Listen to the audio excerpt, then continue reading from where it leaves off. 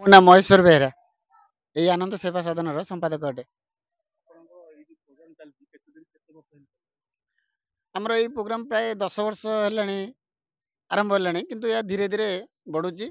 ଆମେ ଦିନେ ଦିନେ ପାଳନ କରୁଥିଲୁ, ଏବେ ଏହାକୁ ଶିଶୁ ମହୋତ୍ସବ ରୂପେ 3 ଦିନ ଧରି ପାଳନ କରୁଛୁ। ଦେଖନ୍ତୁ, ଆମର ଏଇ ଯୋଉ ଗ୍ରୁପ ଅଛି ଆନନ୍ଦ ସେବା ସଦନ, ଏଥିରେ 150ରୁ ଉର୍ଦ୍ଧ୍ୱ ଖାଲି ଯୁବ ବନ୍ଧୁ ଅଛନ୍ତି, ଯୋଉମାନେ କି 24ରୁ 24 ଘଣ୍ଟା କୌଣସି ରୋଗୀ ମେଡିକାଲରେ ପଡ଼ିଲେ ରକ୍ତ ଦେବା ପାଇଁ ତତ୍ପର ଅଛନ୍ତି।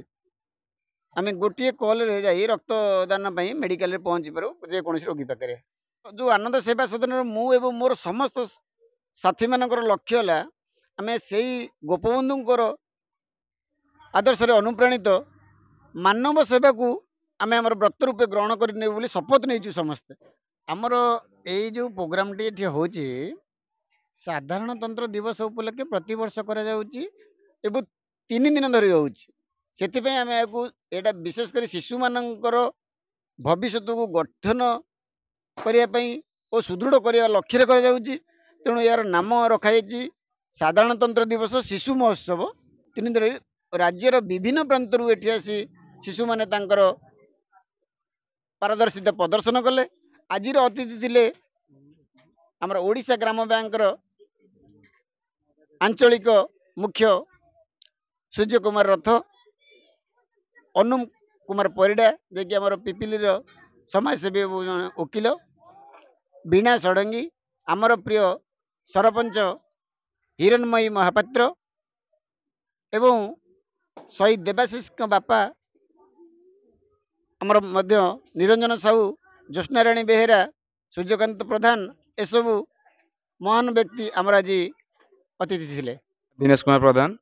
ମୁଁ ଆନନ୍ଦ ସେବା ସଦନ ଗୋଟେ ଛୋଟିଆ କର୍ମକର୍ତ୍ତା, ଯେମିତି ମୋ ଭାଇମାନେ ଏଠି ସବୁ ଠିଆ ହେଇଛନ୍ତି, ତାଙ୍କ ମାନଙ୍କ ଭିତରୁ ମୁଁ ଜଣେ। ନାଁଟା କିପରି ଆପଣ ଆରମ୍ଭ କଲେ, କ'ଣ ପାଇଁ ଆରମ୍ଭ କଲେ, ଆଉ କାହା ନାଁରେ ଏଇଟା କରାଯାଇଛି? ବହୁତ ଭଲ କୋଶ୍ଚିନ୍ ଆପଣ ପଚାରିଲେ ମୋତେ। ଏଇଟା ଗୋଟେ ସମସ୍ତଙ୍କ ପାଇଁ ଗୋଟେ ସସ୍ପେନ୍ସ ଥିଲା ଯେ ଆନନ୍ଦ ସେବା ସଦନ ନାଁଟା କ'ଣ ପାଇଁ ଦିଆଯାଇଛି। ଆମ ଯେଉଁ ପ୍ରିୟ ସାର୍ ବାଙ୍ଗୁ ସାର୍, ଆମେ ବାଙ୍ଗୁ ସାର୍ ବୋଲି ସମସ୍ତେ ସମ୍ବୋଧନ କରୁ। ତାଙ୍କ ଭଲ ନାଁ ହେଉଛି ମହେଶ୍ୱର ବେହେରା। ତାଙ୍କର ସ୍ୱର୍ଗୀୟ ପିତା, ତାଙ୍କରି ନାଁ ହିଁ ଆନନ୍ଦ ବେହେରା। ସେ ତାଙ୍କ ପିତାଙ୍କ ସ୍ମୃତିରେ, ଯେହେତୁ ତାଙ୍କ ପିତାକୁ ସେ ଆଦର୍ଶ ବୋଲି ମାନନ୍ତି, ତାଙ୍କ ପିତା ଜଣେ ବହୁତ ପରୋପକାରୀ ଲୋକ, ଯିଏକି ଅନ୍ୟର ଦୁଃଖ ଦେଖିଲେ ସହିପାରନ୍ତିନି। ବାଙ୍ଗୁ ସାର୍ଙ୍କୁ ତ ଆମେ ଦେଖିଛୁ, କିନ୍ତୁ ତାଙ୍କୁ ଆମେ ଦେଖିନୁ, ଯେହେତୁ ସାର୍ ଆମକୁ ସବୁବେଳେ କୁହନ୍ତି ଯେ ସେ ଜନ୍ମ ହେବା ପରେ ପରେ ବହୁତ କମ୍ ଦିନରେ ସେ ତାଙ୍କ ବାପାଙ୍କୁ ହରାଇଥିଲେ। ଆମକୁ କହିବାକୁ ବି ଦୁଃଖ ଲାଗୁଛି, କିନ୍ତୁ ସେତିକି ଗର୍ବ ଲାଗୁଛି, ଯେହେତୁ ସେ ତାଙ୍କ ବାପାଙ୍କୁ ଏତେ ଭଲ ପାଆନ୍ତି, ତାଙ୍କ ବାପାଙ୍କ ନାଁରେ ହିଁ ଅନୁଷ୍ଠାନଟା କରିଛନ୍ତି।